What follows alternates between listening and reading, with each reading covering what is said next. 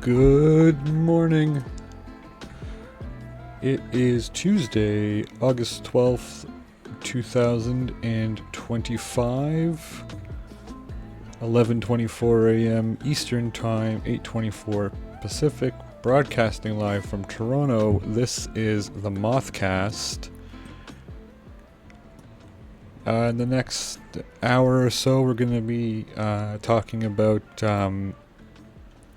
Israel having killed the last remaining Al-Jazeera journalists stationed in Gaza, as well as we will be talking about the historic land claim trial decision that just came down in BC. I believe it was yesterday, if not the day before. So yeah, that's what we'll be talking about today. Sorry, missed you on Thursday's stream. Just wasn't able to go live on Thursday, as happens. But such is life. And we're back again today as scheduled. A little bit late, but again, such is life. Hope you all had a good weekend and a good last bit of your week last week. And I hope you're all staying cool. I know down here in Toronto it's pretty hot today. We're looking at 82 Fahrenheit, which I believe is somewhere in the low 30s Celsius. Looking west here from the CN Tower towards the Humber River. It's looking like a sunny day out there. But it's going to be hot, so stay hydrated. Avoid strenuous activity.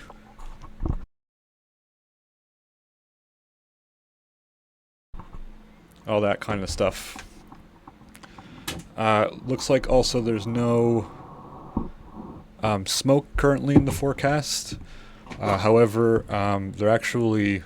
what I didn't mention at the top of the show is that there has been a development in the forest fire situation here with a new fire that has cropped up in the Kawartha Lakes, which is an hour or two northeast of Toronto. Excuse me. Near the town of Kinmount. Which is just up, just a little bit west or northwest of Peterborough. There's a it's a little bit north of Lindsay. Where there's currently a 27 hectare fire that is, as of now, out of control. However, as of yesterday, my understanding is there has not been any evacuations issued yet. They're just, I think, warning folks to be vigilant for drone pilots to kind of keep a 9-kilometer berth around the fire.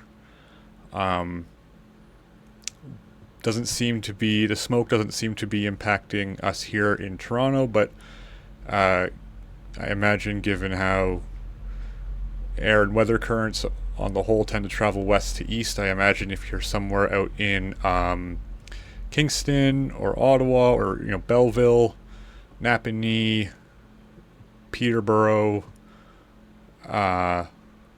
maybe Bancroft, that smoke may be an issue, if not already. So that's what's going on now, and of course the fire situation continues in Northern Ontario, Alberta, BC.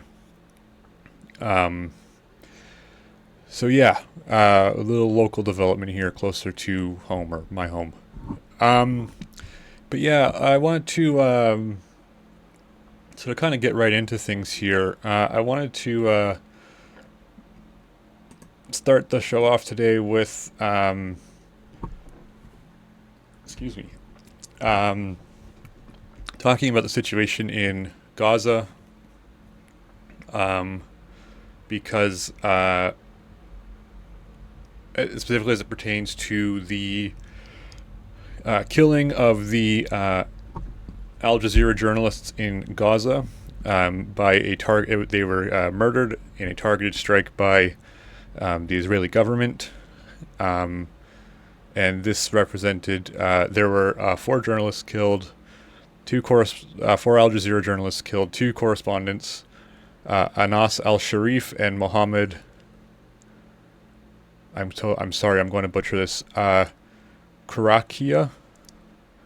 Qraiqea, and then as well as photographers Ibrahim al-Tahir and Mohammed Nofal. Those were the 4 journalists stationed in Gaza for Al Jazeera who were killed when an Israeli drone targeted their tent where they were stationed across from the Al-Shifa medical complex. So yeah, they were deliberately targeted and murdered by the Israeli occupying force.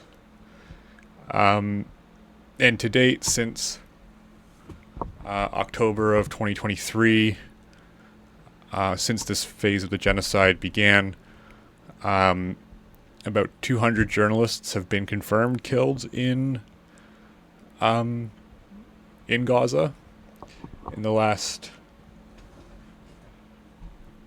22 months. And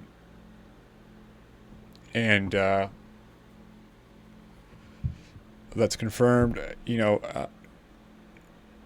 It's possible that there may be more who may be missing or otherwise unrecoverable, but 200 have been confirmed killed in the last 22 months of this phase of the genocide. And Al Jazeera actually, they released a pretty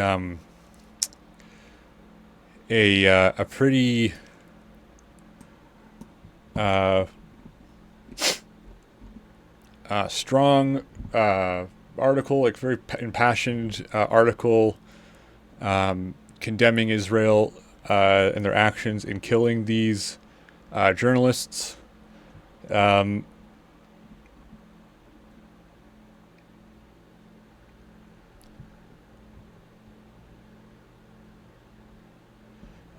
Going not so far as to call it genocide, but still, I think stronger language than what we've seen in most media coverage of the genocide in Gaza. So just as an example here, as Al Jazeera Media Network bids farewell to yet another group of its finest journalists who boldly and courageously documented the plight of Gaza and its people since the onset of the war. It holds the Israeli occupation forces and government responsible for deliberately targeting and assassinating its journalists. This follows repeated incitements and calls by multiple Israeli officials and spokespersons to target the fearless journalist Anas al-Sharif and his colleagues. Anas and his colleagues were among the last remaining voices from within Gaza, providing the world with unfiltered on-the-ground coverage of the devastating realities endured by its people. While international media was barred, Al Jazeera journalists remained within besieged Gaza, experiencing the hunger and suffering they documented through their lenses. And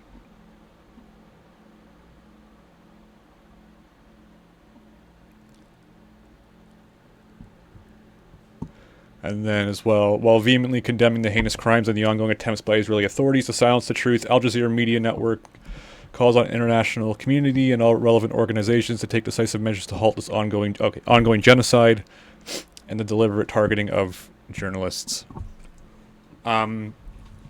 So I'll link the article that Al Jazeera published in the description of this stream and on the VOD on YouTube. But they're not really mincing words too much here about where blame is lying. And I thought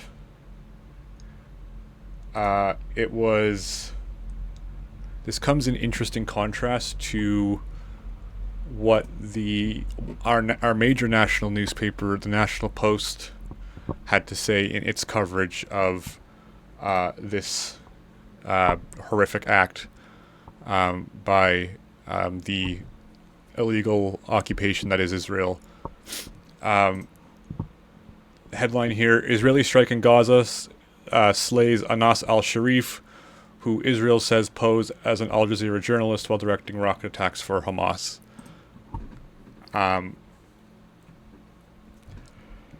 So, pretty disgusting and frankly like a criminal coverage here from one of our major national newspapers owned by Post Media, which owns something like 70 or 80% of news media in Canada. And this article, and I'll also provide the link for this as well so you can just sort of read and see for yourself, is pretty much just Hasbara, just shameless Israeli propaganda, just taking the Israeli genocidal forces word at face value that actually these journalists are Hamas, actually these journalists were enemy combatants the whole time. I think it's quite a mask-off moment, I think, here, especially when you have other publications like the CBC who took a much more while usually dutifully following sort of like the, however you want to call it, like the Zionist script. The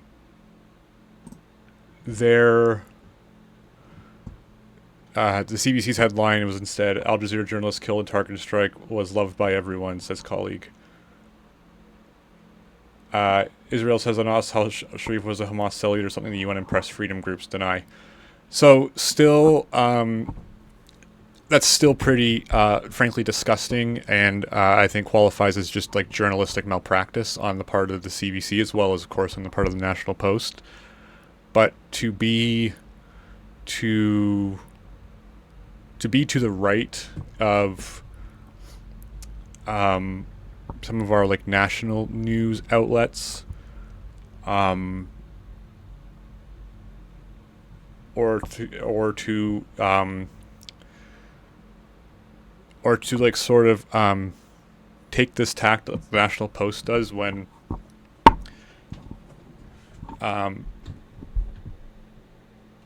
other national outlets that are usually pretty that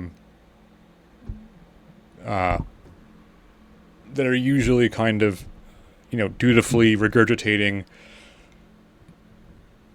Israeli propaganda are like, whoa, okay, this is too much, this is a little crazy kind of thing. To take such a heartless and monstrous stance as the National Post does here is quite I mean, it's stark, it's alarming, it's pretty horrifying, honestly. I'd be curious to see what kind of backlash at all the National Post faces for this. But yeah, I just especially just as journalists, you would expect there would be some kind of, usually it's we'll play both sides, but this is like this is a pretty, it's the National Post has always, I think, leaned more right than the other national news outlets, but still this was pretty disgusting, and there needs to be, someone needs to be held accountable for like that this should be disqualifying from working in journalism ever again. Like, this is just journalistic malpractice.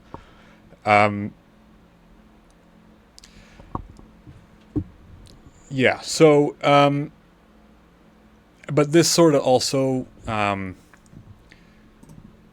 very much, falls in line with what Israel has, been doing since, at least more noticeably doing, more, ostensibly doing since October 7th, which is anyone who disagrees with or challenges the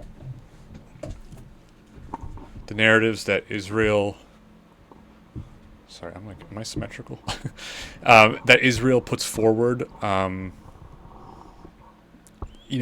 their campaign of genocide to justify their campaign of genocide. Anyone that challenges or criticizes that gets labeled as Hamas. I mean, they did this to the UN. They've done this to the World Food Program. They've done this to I don't know, any number of different humanitarian organizations that have been trying to bring attention to, even without calling it a genocide, just trying to bring attention to the human suffering in Gaza. Israel has even gone so far as to suggest that,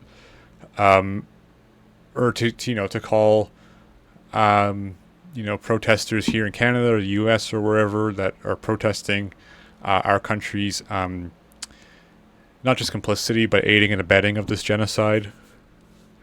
They've called folks like, those people that protest, like terrorist supporters. Again, kind of the implication there, they're Hamas as well. Everyone's Hamas. If you don't like Israel, you're Hamas.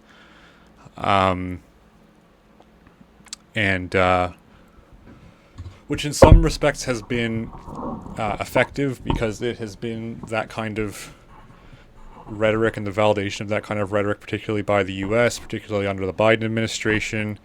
But Canada's done its own part as well. That has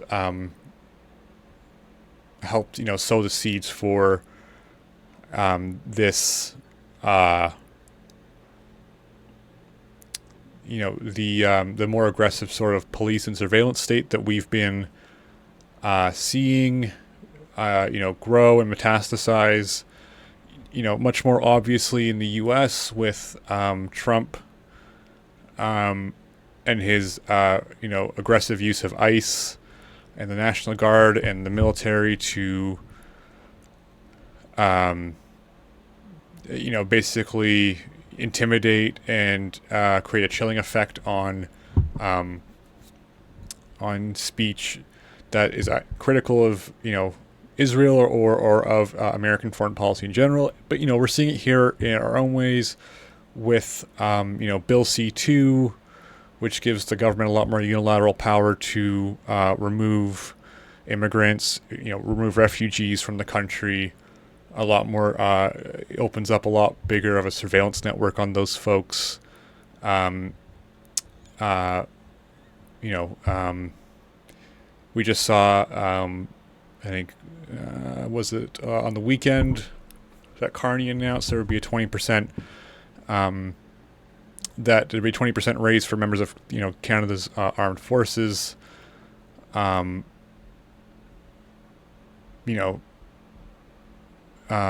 going to, money that could have been going to, addressing our housing crisis and affordability crisis, instead going to, shore up our military ranks, as well as, the RCMP police union saying that they need to attract more U.S. talent to come to work for the RCMP, because at least here in Canada, here in Canada, apparently recruitment to the RCMP has been trending downwards, and so they want some of those. We're not producing enough law and order brain freaks here, I guess, and so they want to import some of that from the U.S., which I think, in the coming sort of months, maybe year or so, we'll see the effects of that particular brand of American law and order come to bear here. but point being, the general sort of, and it's not even, and it's even like more on the ground than that with, the police response to protests against Israel, regular peaceful folks that are marching in the streets being met by police in full riot gear with tear gas, with pepper spray, fining people for having megaphones, just straight up just grabbing people off the street and hauling them off to detention centers without charge. Just that's kind of been, that stuff is, that's been normalized in this context of, or demonstrates just sort of how Canada, as well as the U.S. and our other allies, have kind of taken Israel's word that anyone who criticizes Israel is Hamas and thus needs to be dealt with accordingly. Naturally, Canada, the U.S., what have you, would validate that kind of rhetoric because Israel is, it's an extension of Western imperialism. It is an outpost for advancing imperialist interests in the MENA region,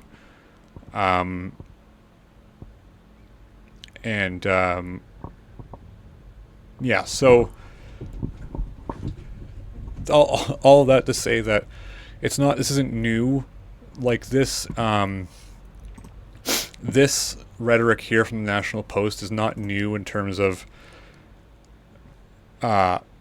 what Israel has said about journalists at large, or about humanitarian groups that may be trying to intervene or criticize Israel's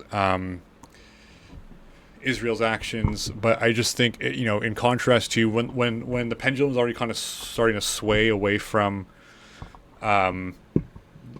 it's swinging away from Israel's favor, to still take that tact of just like, yeah, Israel said this guy's Hamas, he is Hamas, is quite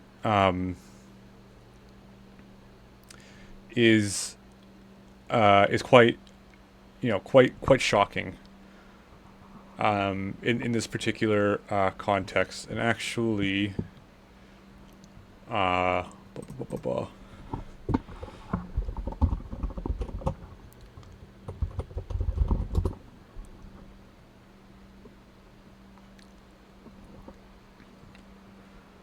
there's this report in the Star from last Thursday,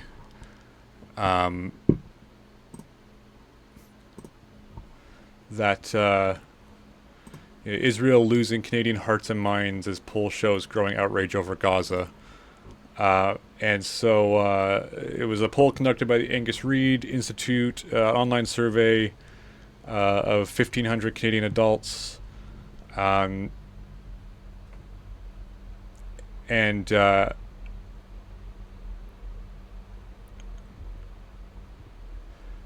Shows that 37% said their sympathies, or 37% of Canadians polled said their sympathies lie with Palestinians.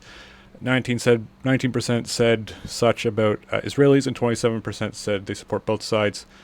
And that this is a marked change from when this poll was done in May of 2024, when 28% reported feeling more sympathy for Palestinians. So 10% increase in sympathy for Palestinians. And as noted in the article here, because it's a online survey, you can't really account for things like margin of error, because there is like a self-selection bias embedded here. And so it's not a true random sample. However, so while um, however, like um, even if you dispute the methodology of the polling, um, because or the numbers of the polls, the numbers shown in the polls because of the methodology used, you can still take these numbers directionally. It's still a very good sample of the Canadian population. So even if you dispute the numbers themselves, there's still a trend of folks sympathies lying more and more with Palestinians. That popular sentiment is not as much with Israel as it had been even just a year ago, or where it was in 2023, or prior to that. And so this so this may also, so this I think this may we may see some more of these kinds of, potentially more of these kinds of shameless or more of these kinds of inhuman portrayals of the people murdered by the Israeli genocidal forces as Israel and Israel being an avatar for Canada and its allies in terms of operations in the Middle East. We'll see probably more desperation as it becomes clear that the the Zionist project is losing the war of public opinion. I also just think it's interesting too because in the National Post article, their claim that Anas al-Sharif, who is one of the correspondents, that he's Hamas, is based on alleged recovery of intelligence by the Israeli army that shows Sharif as being on rosters of personnel, or that there's salary documents or whatever.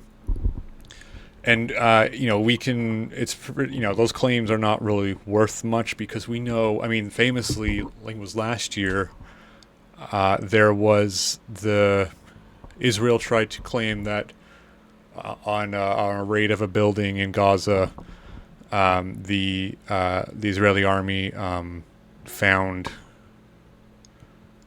What did they say it was? It was like they found some kind of like roster or like terrorist writings by Hamas on a wall that was like their plans for terrorism or their schedule for attacks or whatever. But they were just too racist to see that what they were actually looking at was a calendar. It was just a calendar, but the days and stuff were of course written in I guess would be Arabic. But because it was written in Arabic, it's like, oh, that's terrorist writing. That's terrorist language. And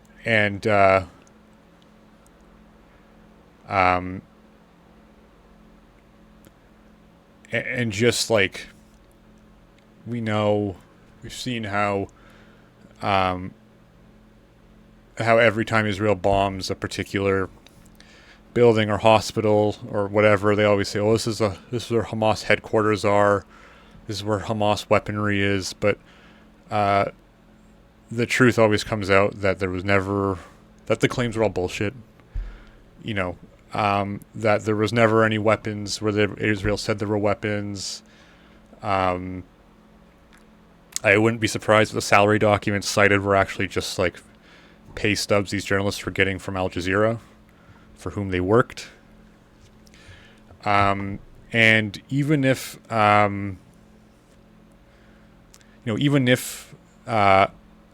saying that Al-Sharif has been involved with Hamas since 2013.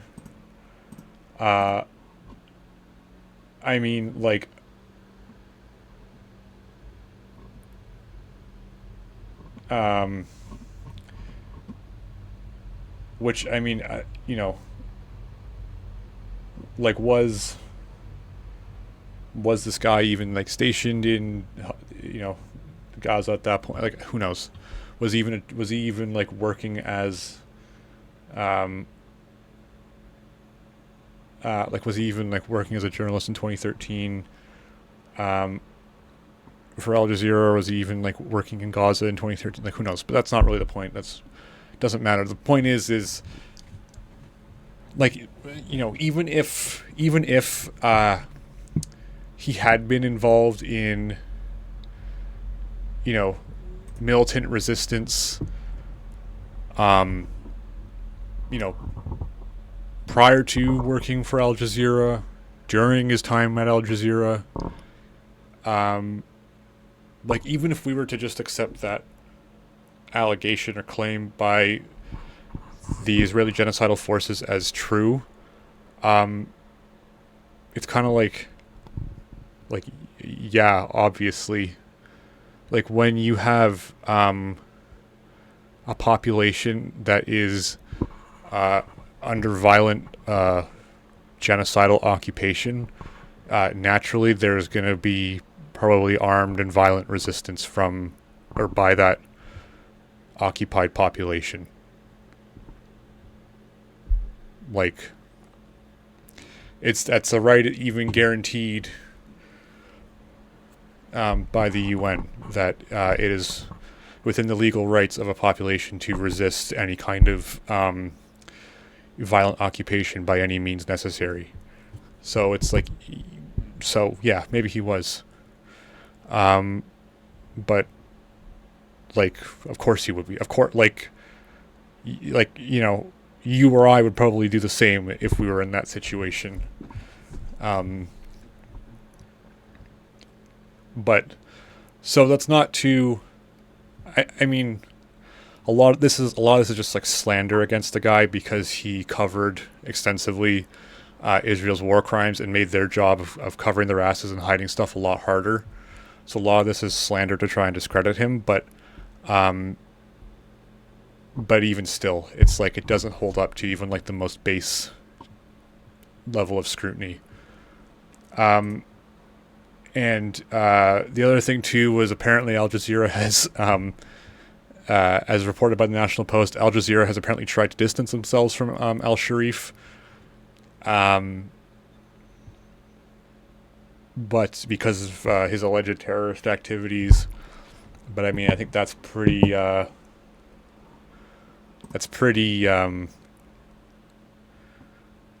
think that's pretty easily contravened here by this article published by Al Jazeera, where they're pretty clear about their feelings on the matter and about Al Sharif and his colleagues. They referred to them as, brave, courageous, in documenting the plight of Gaza and its people since the onset of the genocide, or this phase of genocide. Like, it's pretty clear.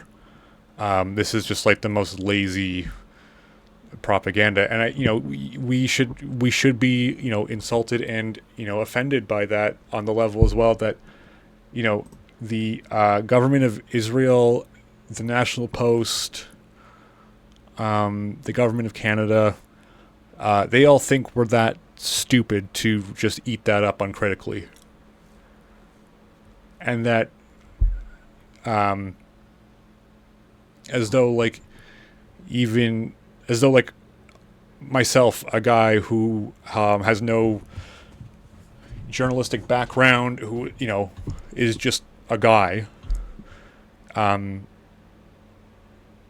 has can just is as capable as anyone of just seeing through how the garbage, the monstrous garbage that is, and I'm no one special.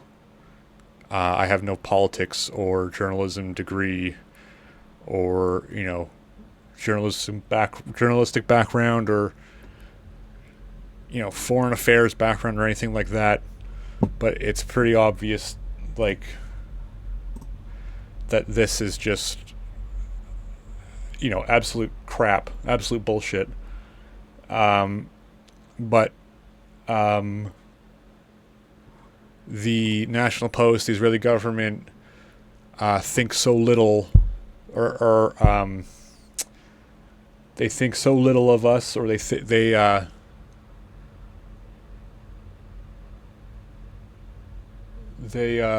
are so disdainful for us, that they think we are just so simple and stupid as to eat that up. And so just to keep that in mind every time you see crap like this being circulated, that is just uncritical propaganda for Israel, or any other war crime or injustice that Canada is involved in committing.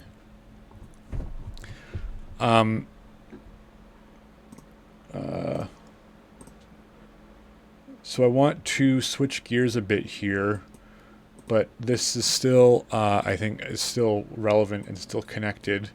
I wanted to talk about the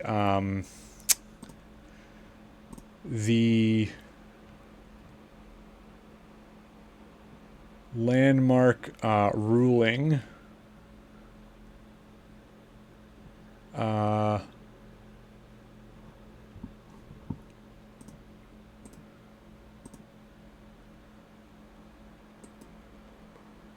The landmark ruling that came out of BC earlier this week. Oh, there it is.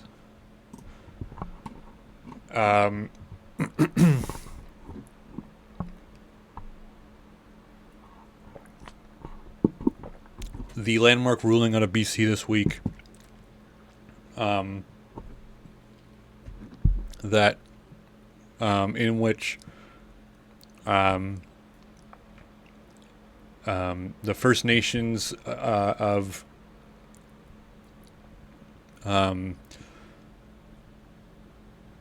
Vancouver Island retained their fishing rights on the Fraser River and entitled to land on Lulu Island, which is just off the coast of Richmond,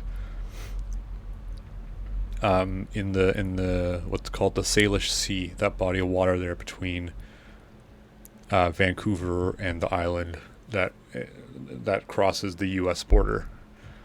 And this brings on to the longest trial in Canadian history. The plaintiffs were the Cowichan nations, which includes the Halalt, the Liaxin, the Penelakut, the Suzumanus, and the Cowichan. I apologize, I probably butchered those names. And the BC Supreme Court Justice Barbara Young ruled in favor of those nations in retaining of their fishing rights on the Fraser River and their title to about 7.5 square kilometers of land on Lulu Island.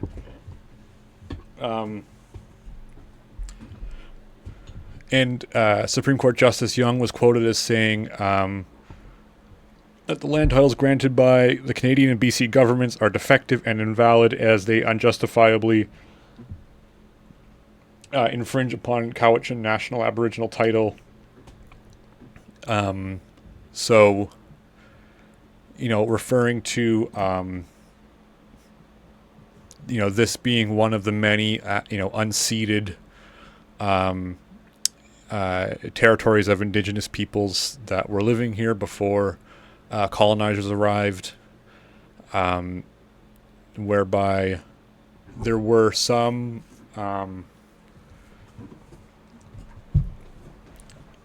whereby some nations did enter into agreements on sharing of land and resources with the British Crown, which, of course, we know how well and how faithfully and dutifully the Crown honored those, which, they didn't. But some technically did enter into agreements with the Crown, and then many did not. And so I believe this is what Justice Young is referring to here, is that the Canadian and BC governments have no legal claim or right to control of the Fraser River, or that that plot of land on Lulu Island, because there was never any agreement entered into or ratified between the governments or the Crown and these particular nations, who like together form like the Cowichan nation, because I believe the Cowichan is the largest nation of these nations, of these five nations. So yeah, and unjustifiably infringe upon Cowichan national and Aboriginal titles. So just being like, it is very clear that title or ownership of these lands is under the Cowichan nation, and the Canadian and BC governments have no claim to that, which I think is it's a pretty major decision. I think this could be a pretty precedent-setting decision, like I said, because there are a number of unceded territories that are, of course, now occupied by the Canadian government, but there was never actually any deal or agreement struck, with those nations. And even in the cases where there was some kind of deal struck, that the occupation and exploitation of those lands is likely outside of what the actual agreement was with those indigenous nations.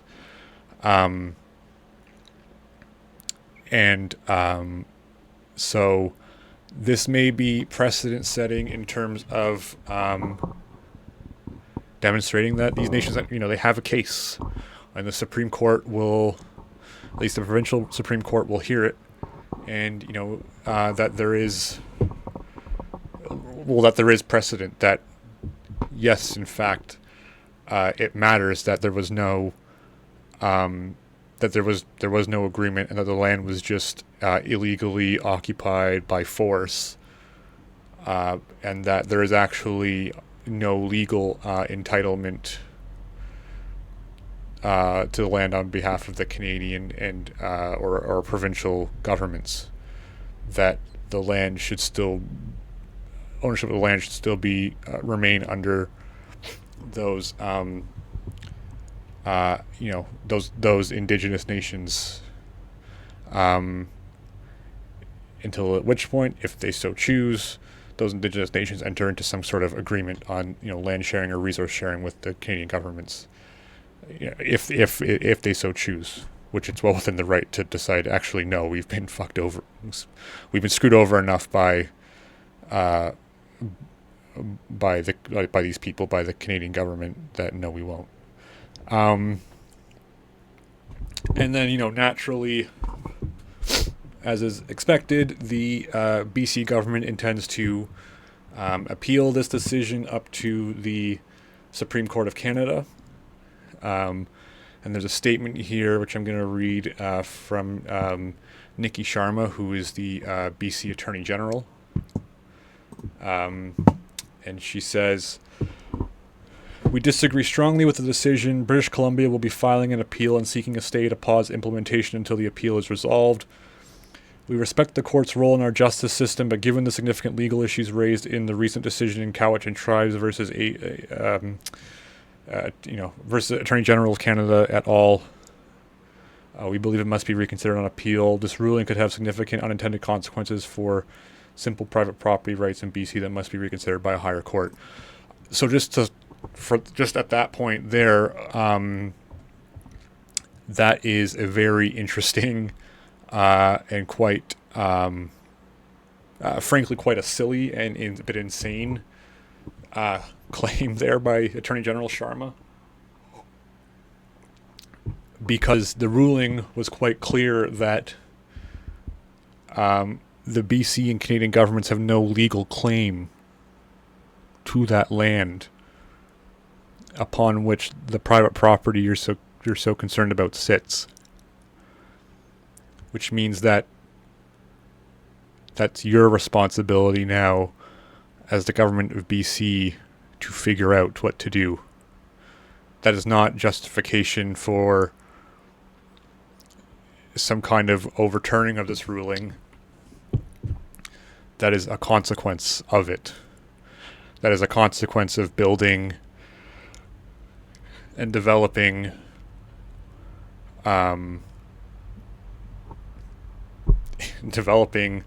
a colonial power on stolen land. So I just thought, that was a very strange, almost circular kind of claim. And then our government is committed to protecting and upholding private property rights while advancing the critical work of reconciliation. So this is supposed to be part of the reconciliation, land back or reparations in some fashion, or some kind of acknowledgement and recognition of Indigenous sovereignty, which while this ruling isn't like this ruling hasn't solved all of that. Of course, this is a very kind of while very important step.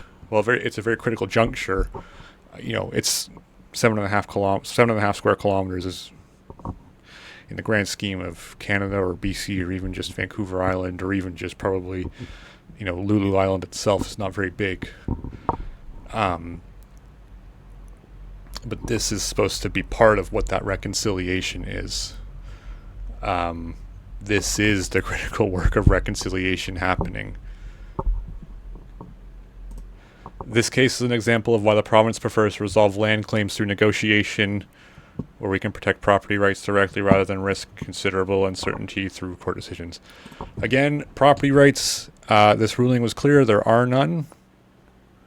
You have not established a legal claim to this land. You, like the justice said, unjustifiably infringed upon Cowichan National Aboriginal title to that land. So, thus, those property rights reasonably would be understood as void, because they were established improperly and unjustly. I think also that's interesting too that this is why the province prefers to resolve land claims through negotiation. If the negotiations between the Crown, as shorthand for the provincial or Canadian government at the time of colonization, at the time of first contact or first settling, colonization is ongoing. If those negotiations had happened in good faith or had happened at all, you wouldn't have a situation where the First Nations are going to the highest court in the province for ruling. You wouldn't need binding legal intervention. And so that also kind of just betrays a historical understanding of the fraught, problematic, violent, very much genocidal relationship, or not even relationship, dynamic that existed and still exists between the Canadian government and the Indigenous nations that were already existing here. Because we've seen what happened with those negotiations. We saw, they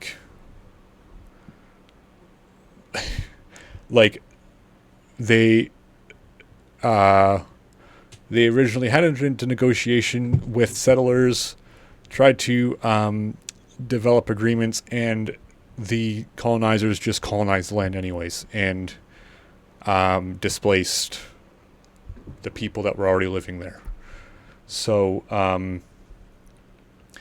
and I think that's also what makes this case so important, is it also just, this is also the Supreme Court acknowledging that, acknowledging other kinds of land claims as valid. So land claims that do not exist within or follow the format or procedure of English common law, but instead acknowledges that the ways of which the Cowichan Nation, in this case, recorded and how it recorded, verified, documented their own claim to that land, as per the protocols and norms that of the Cowichan Nation, that that has standing, that has validity, which I think is also important, because to say that, for the Supreme Court justice to say that that the land titles granted by Canada and BC are defective and invalid, as they unjustifiably infringe upon Cowichan National Aboriginal title, is to acknowledge that the establishment of titles or of ownership to the land by the indigenous peoples who live on that land has validity and has standing. So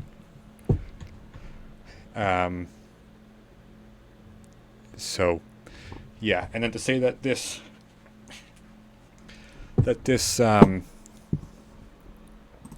risks a considerable uncertainty through court decisions. The court decision, I think, on the whole, is pretty clear. The uncertainty only is that now you have to figure out how this gets addressed and what you now have to do. But again, it's pretty clear that the title to land is granted by the BC and Canadian government to, as it pertains to that land on Lulu Island. It's invalid. It's not your land to divvy up. And as well, I think my suspicion is that the Attorney General and the BC government, I think, is aware of how critical this decision is, because, like I said, 7.5 square kilometers of land in the grand scheme of the territory of BC, let alone Canada, is not very. It's pretty minuscule.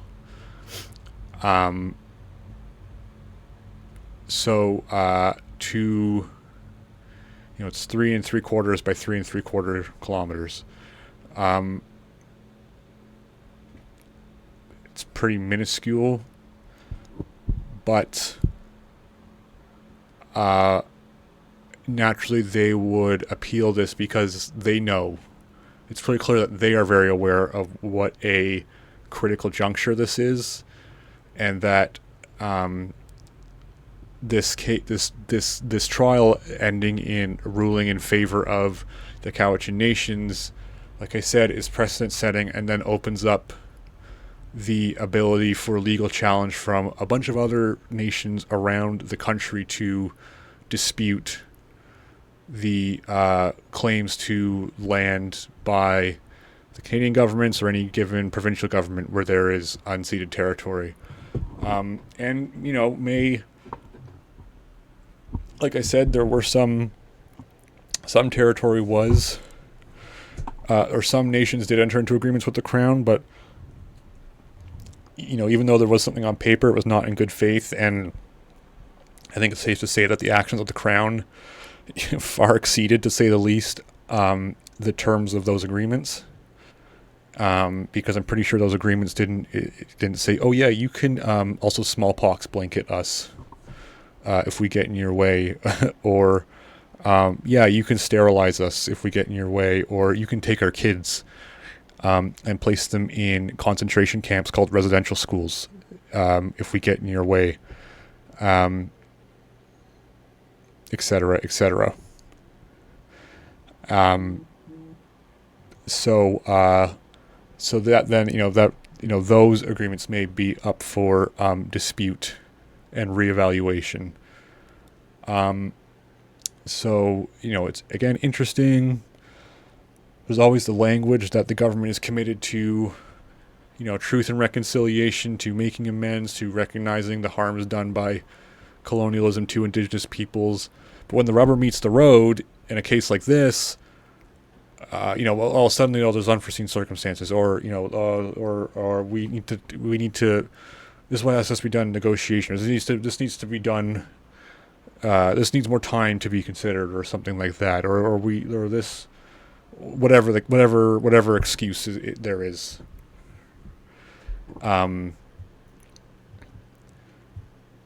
So that's a statement from BC Attorney General Niki Sharma. I think it quite thoroughly betrays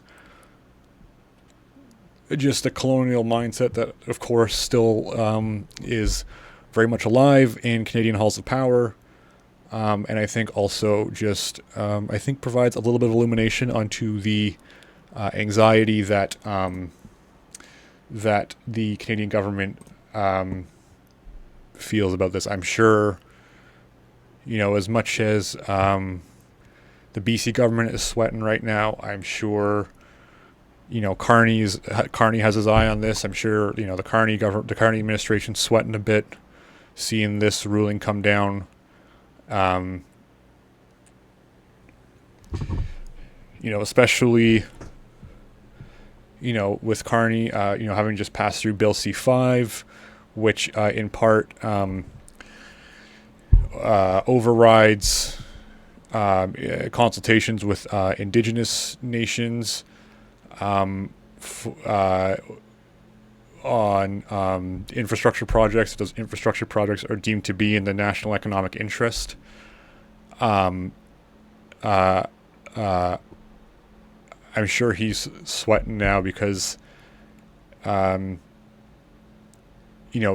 would have implications if this was to cascade and we were to see more cases like this go to trial and more rulings in favor of these indigenous nations as being like, actually, you guys are right. You do have claim to this. The Canadian government or any given provincial government's claim to this land is actually invalid, and thus the titles given to the homes or businesses or what have you on this territory are also thusly invalid, and would mean also land given to infrastructure projects like pipelines and stuff would also be thusly invalid. So I'm sure Carney's looking at this and he's sweating a bit right now too. As they all should be. They all should be sweating because not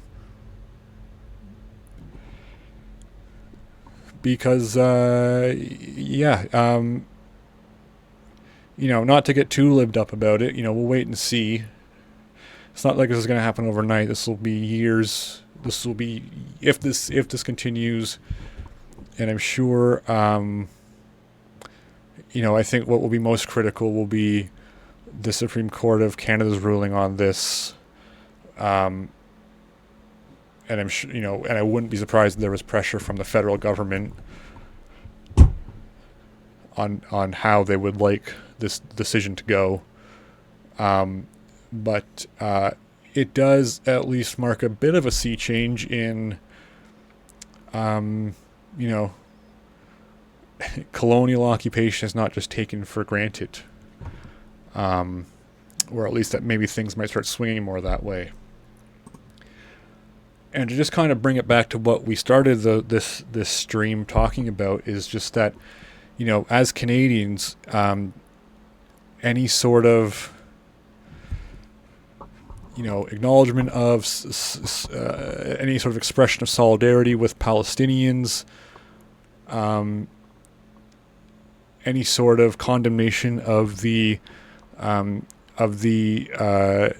genocide being committed by the Israeli occupying force.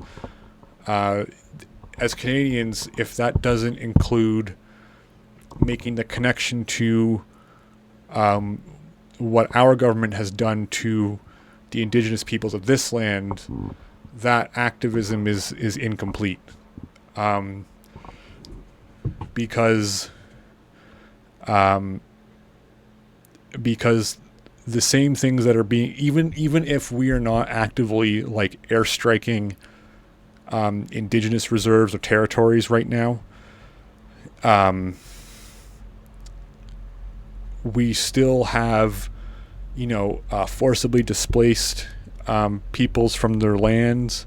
We still have committed ostensible acts of genocide against indigenous peoples that lived on this land, like I said, through stuff like smallpox blankets, through forced sterilizations, through residential schools, where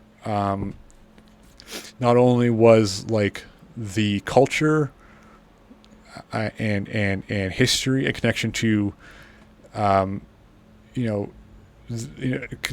connection to the connection the connection that those indigenous children had to their history was severed. They were also just killed. Indigenous children were killed. And we know this because, among other things, we have been finding the graves, finding graves on the sites where residential schools were located, with the remains of hundreds of dead children that were murdered at these schools. And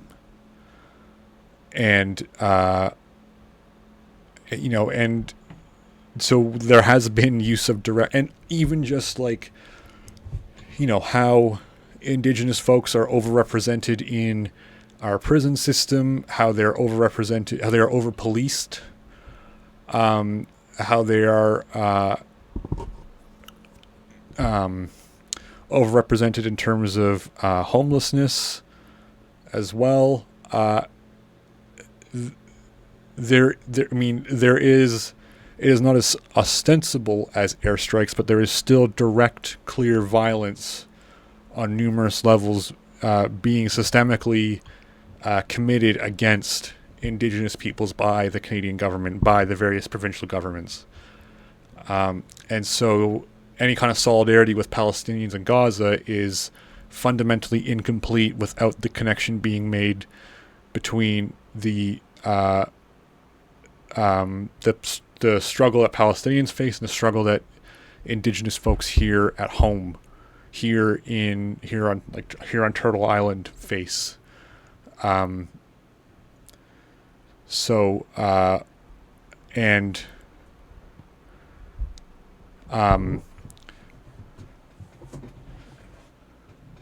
just think that is worth bearing in mind, and I think often bears repeating.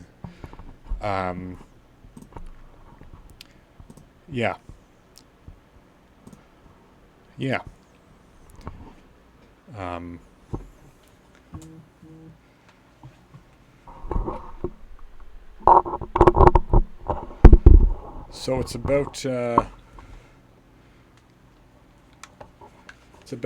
12:30 now.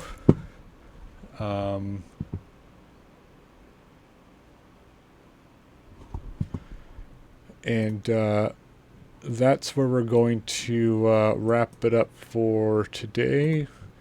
About 12:30 Eastern, 9:30 Pacific.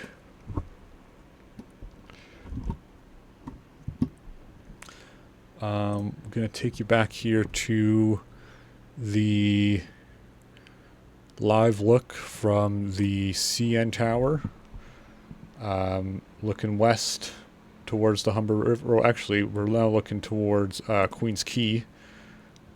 I want to thank you so much for tuning in this Tuesday. We're going to flip over now to the majority report for the American story. And then we'll be back here on Thursday morning at 11:30 a.m. Eastern, where, more coverage of current events happening in Canada or involving Canada. Thanks very much for tuning in. Of course, and thanks for watching. If you're checking this out via the VOD on YouTube, thanks so much for watching. And of course, if you ever miss a stream, you can always catch the VOD here on Twitch after the stream, or you can catch it on YouTube, usually up around 5 p.m. On the day of the stream. So, thanks so much for tuning in. We're going to head over to the majority report now, and we'll see you back here Thursday. Bye-bye.